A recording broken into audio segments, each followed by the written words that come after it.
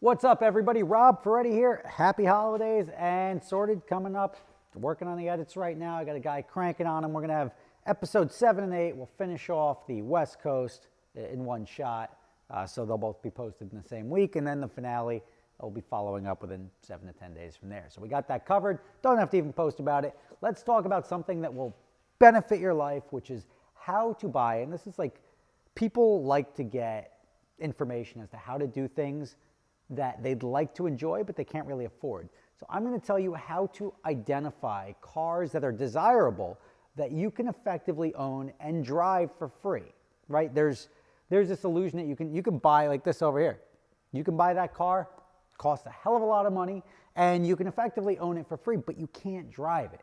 This car over here, the NSX, one of my favorite cars that you can buy and drive. It's not mileage sensitive. And I'll go through a bunch of different cars that I feel that are cars that you can buy and then drive for free without having money. Having money makes it easy, right? Yeah, I'm just gonna go, there's $75,000. I'm gonna go buy that. And you can own it for a couple of months. It doesn't depreciate because it's a hot car. But if you sit on it too long, it's like a hot potato. It's gonna lose value. I'm talking about cars that you can buy that you can take a loan on. So say you have no money, you can still get a loan. You have credit, you have income, you have discretionary, the ability to go out and buy a car and finance it. And that's the key, because a lot of these cars like that Supra, it's not easy to finance a car that's so old. Like you could buy this car and drive it because it's not so much, not this specific one, but you can buy a Supra and drive it for a while because it's not really mileage sensitive because it's old. It's not unheard of to see a Supra with a bunch of miles on it. And that becomes something that you can effectively, just say you buy a driver's one. You buy it for $55,000, you drive it, you put 5,000 miles a year on it, which is a good like amount of driving to do for a person, like to go out and drive 5,000 miles a year, 3,000 to 5,000 miles a year. If you think about collector's policies, that's generally what would be allowed. And that's also a lot of driving. That's not dailying the car, but it's also not, it's not a small amount of driving. You take it on a road trip across the country. You can drive it to car shows all the time. You get plenty of enjoyment in 3,000 to 5,000 miles. So I'm going to focus on cars that you can drive 3,000 to 5,000 miles a year, insure on a collector's policy. Your overhead is extremely low. They maintain their value. They're not, where is it? I mean, let's just use my Corvette, for example. They're not tremendously expensive to keep running. And the Corvette's a bad example because it's modified. But pick a 355, like up there. I like got this whole collector's thing there. 355 could cost you a lot of money. And it could cost you a lot of money in the maintenance of it. So I'm going to boil it down. I've got it over here. Let me tripod myself up here. The first one that comes to mind that you can drive, reliable, take a loan out on it, do all of that stuff. To get a loan, it's got to be 10 to 15 years from new, right? So you have a new car here, and it's going to depreciate. Then eventually it levels out, and then it either becomes collectible or it just goes to zero, or close to zero, down to like a C5 Corvette, for example, goes down to $5,000. It's always worth the sum of its parts, so $5,000, $8,000, $10,000, $15,000, whatever it bottoms out at. Yes, you can buy a car like that and say, oh, I was able to buy a 240SX, and I paid $3,000, I sold it for $3,000. Doesn't make it desirable, can't borrow money against it. So that's stuff. I'm trying to focus on cars that are desirable, that like, oh, it's like a relatively new car. It's got the modern conveniences, modern performance, but it doesn't lose its value, doesn't cost you a ton of money to maintain. So one of my favorites is a Viper. Now a Viper, the downside is it's trying to kill you. So that sucks, but they're not very mileage sensitive. Let me tripod up here, you stay tuned. So the Viper is one of them. I like the Viper. It's a good looking car. It can take miles. It doesn't cost a lot to maintain because it doesn't really break. The problem you have with the Viper is it tries to kill you.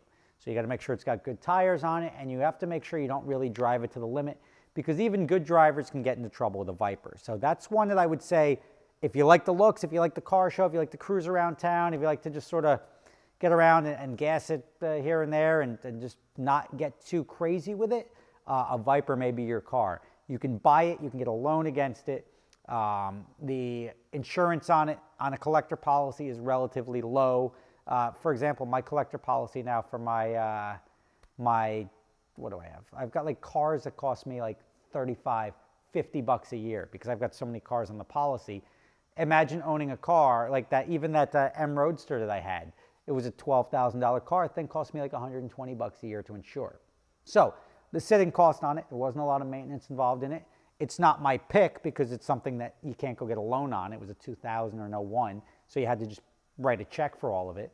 So when you look at it that way, cool car, you can own it for a while, you can get all your money back out of it, but if something breaks, it would be fairly costly to maintain. And at the end of the day, it sort of takes away when you can't go get a loan on it, because that means you're required to have money up front to go write a check for like an RS4. Like imagine you wanted to get like a RS4, like an 07 RS4, it's like $30,000. They can take a lot of miles, but then you got the carbon buildup issues. There's all sorts of issues that you run into there.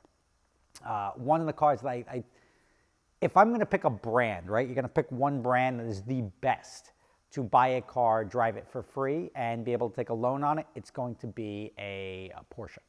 And Porsche's got the GT series, GT4, GT3, GT2. I mean, whatever your budget is, that's going to be your sweet spot. And you go back, I would say late 2000s, early 2010s, teens there, in that range is going to be the pinnacle of depreciation. And so the 997s, beginning 991s, depending on your budget, you can even get something as reasonable as, just say, $70,000. Remember, this is not free. I mean, you still have to have the income to support a loan, but car loans are relatively cheap. You're talking like 2 to 5% for a car loan. And the car's value is there. And you don't have this, who the hell knows what your maintenance expense is going to be, because with the Porsches, they're pretty rock solid. You're looking at any of the GT cars, so the GT3, GT4, GT2, or even the turbos. The newer turbos stand to lose a lot of value. You go spend $225,000, $230,000 on a new turbo, guess what? It's coming down to $130,000. But if you start buying them in the, just say 80 to 120 range, much more stable. And yes, you'll have an interest expense. Yes, there'll be an insurance expense. It's not a lot, but they both exist. And when you borrow $100,000, even paying 5% interest on that is going to cost you, I mean, amortize it over how many years you keep the car. The depreciation is not there, and the maintenance, the outside of routine maintenance is also not there. So Porsche is my play. Another great value, or another one of my top picks, is an Audi R8. Like an R8 is a great car. You can get anything from like an 07 up to like a 12. That's where you're going to be in the money. Anywhere in those years is going to be very consistent as far as maintenance expense, as far as depreciation. You're not going to go wrong. Again, this is still in the high $70,000 to $100,000, $70,000 to $110,000 range. So it's not a bargain if you can't afford it. But if you have $1,500 a month, you can get yourself a really cool car, and it's going to be reliable and fun. Now, why? Where did I come up with this idea, right? Well, start reading articles. Oh, look, government's giving more loans out, more PPP loans, more this. And then you see the car market go through the roof. I don't know how many cars the government just bought, but all these people, these companies that are taking these EIDL loans and PPP loans, and the next thing you know, the car market shoots up through the roof. It's like, wait, the economy's in the shitter? People buying cars because the government's giving out money to help you buy food and pay for your life. But now everyone's sitting at home on eBay and buying cars. So that's why if you're looking to buy cars, now might be the right time, especially when interest rates are down, especially when banks are sort of eager to lend you money, especially if you have an income. Now is a great time to scoop up a car to go out there and enjoy yourself and finally live that dream. I mean, if anything else, if you're not learning YOLO a little bit, you've got to do it. I mean, you never know when life is just going to snatch you away. And to wait until you're old to go out and buy a car or enjoy yourself may be too late. So that's where this is coming from. And the best way to do it is to minimize your risk. And by minimizing your risk is not going out and leasing a brand new car and throwing away $800, $1,000, $2,000 a month on a car in depreciation, which is fixed because it's a lease, but you're still paying for it. Think about that. So I'm identifying these cars that are cars that I would pick, and practically I own half of the ones that I would suggest anyway. But you're also looking now at the NSX, and not my NSX, because it's harder to borrow money for something that's that old, so you sort of have to write a check for it, but the newer generation NSX. I am a firm proponent, if you have money to spend, 50, 60 grand, can get you an NSX. You can enjoy it, but you can also, if you double that at $1.25, $1.20, you can get yourself the new NSX, which if you're interested in it is reliable. And remember, right now we're focusing on cars that are like 75 to $1.25. It's reliable. It's something you can go drive sort of every day. It's going to take miles without really dropping down significantly in value. Just another solid all-around pick. A cheaper version, if you want a cheaper car that's newer, not my style. I don't know why you kids like these cars, but the BMW i8. And not new by any stretch of the imagination, but you'll see i8s dip way down into like the $50,000 range real quick. So whatever you sell it for, it's down to 50, like right quick. I think in that $50,000 to $60,000 price point, that's where you can scoop up an i8. You can go put a ton of miles on it. You can enjoy it. It's going to be reliable. It's not going to be the best car driving experiences you've ever had in your life, I promise you.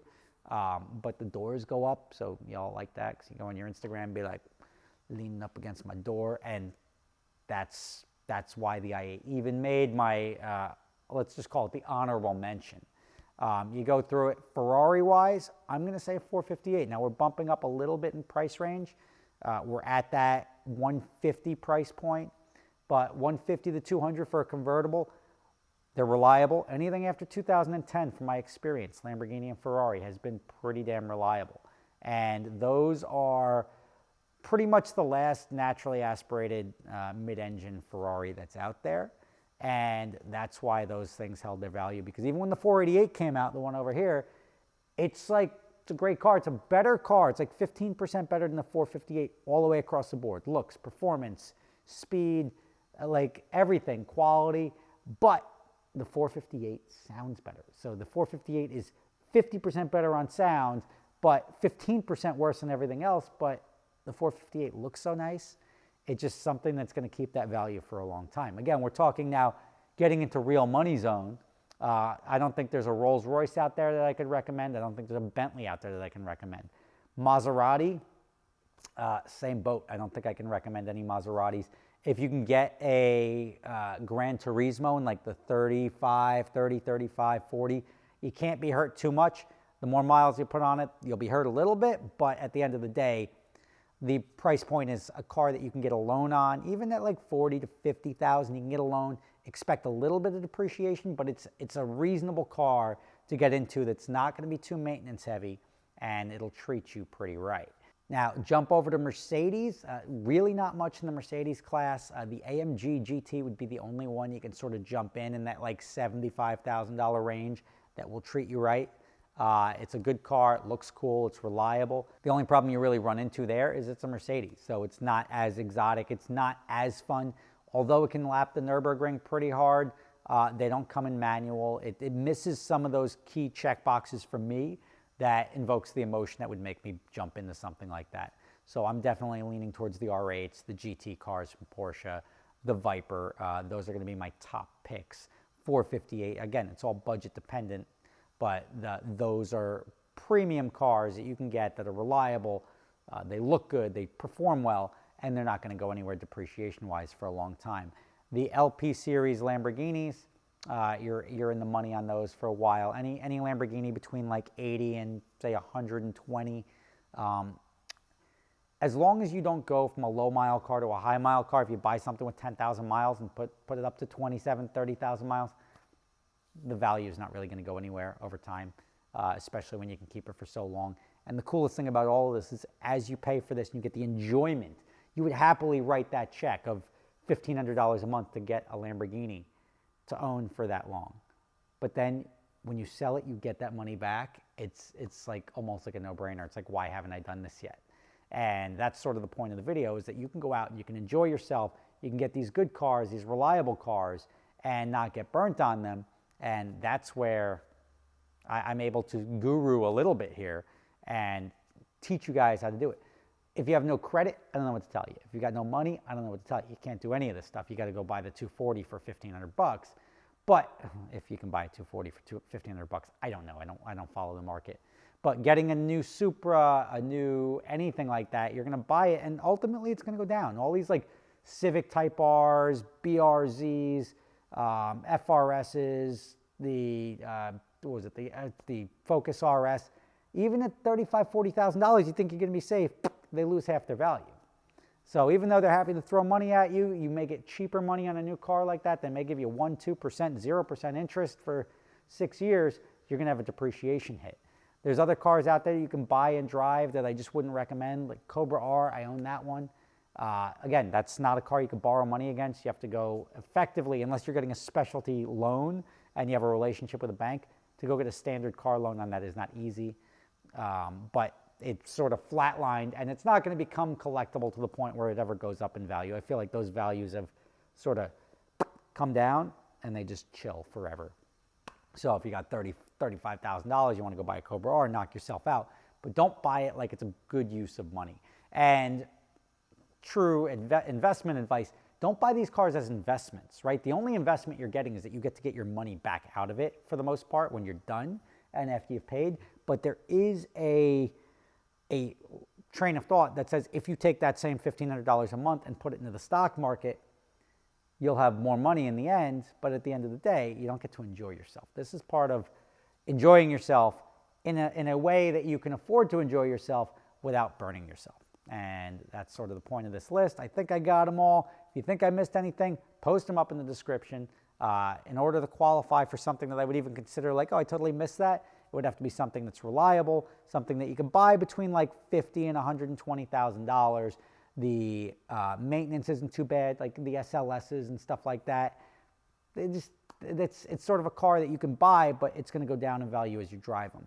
Here, I'm talking about cars you can buy. They're so in demand. They're such good cars that you can enjoy them. Put some miles on them, 3,000 to 5,000 miles a year for a couple of years, and after 5 years, you get all your money back out of it, and that's really cool. That's about when your loan is paid off, and then you can roll that into the next level of car that you want to do. So, Rob Ferretti, thank you for watching. I will catch you next time. Happy New Year. If I don't see you, Sorted should be coming up hopefully by the end of the year, which is tomorrow.